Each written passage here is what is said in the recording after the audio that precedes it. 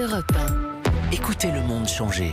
Vous le savez, le protocole sanitaire est désormais assoupli dans les écoles. Un cas de Covid n'est plus synonyme de fermeture de classe. En revanche, dans les entreprises, pas de changement. Et quand des cas sont confirmés ou que des personnes sont considérées comme cas contact, c'est souvent le casse-tête. Oui, il faut gérer ces cas, les isoler, les repasser en télétravail, parfois les remplacer.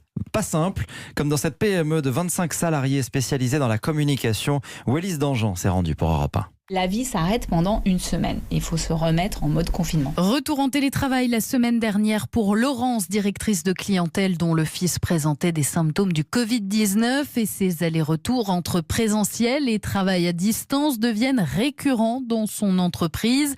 Les cas contacts s'accumulent. Il a même fallu reconfiner toute une équipe d'une dizaine de personnes sur 25 salariés au total.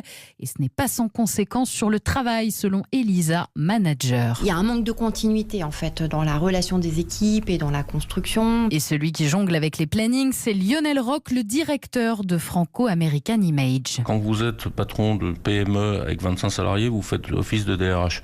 Donc tous les matins, je regarde ma messagerie pour savoir qui m'a eu un cas contact et qui va rester à la maison.